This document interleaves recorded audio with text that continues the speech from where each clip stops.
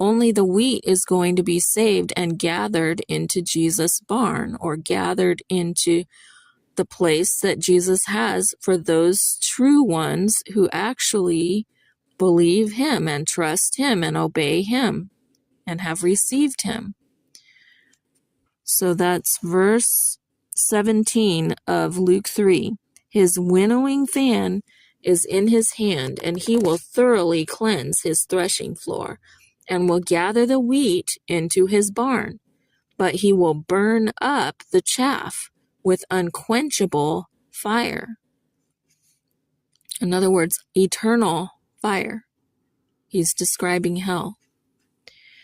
Verse 18, then with many other exhortations he preached good news to the people. But Herod the Tetrarch, being reproved by him for Herodias his brother's wife, so John was very bold. He talked about hell.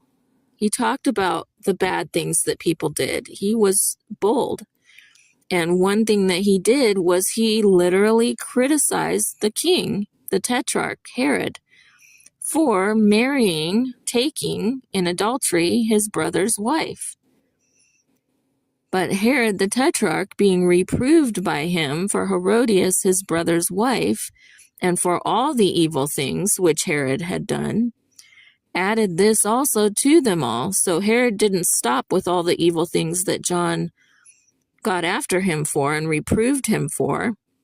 He added to them. And how did he add to them? With another evil thing? What he did was he put John in prison.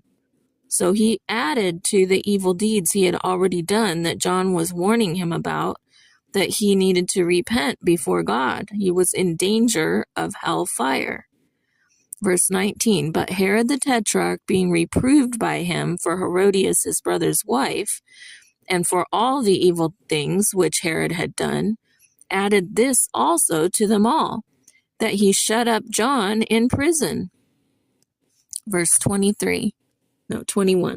Now when all the people were baptized, so all these people, they chose to repent of their sin, to turn away from their sin and turn to God, so that their sins could be taken away, removed. Now when all the people were baptized, Jesus also had been baptized and was praying.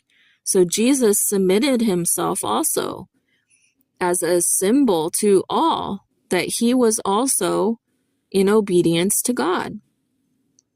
At that point, that was his choice. He was choosing to obey Yahweh God the Father.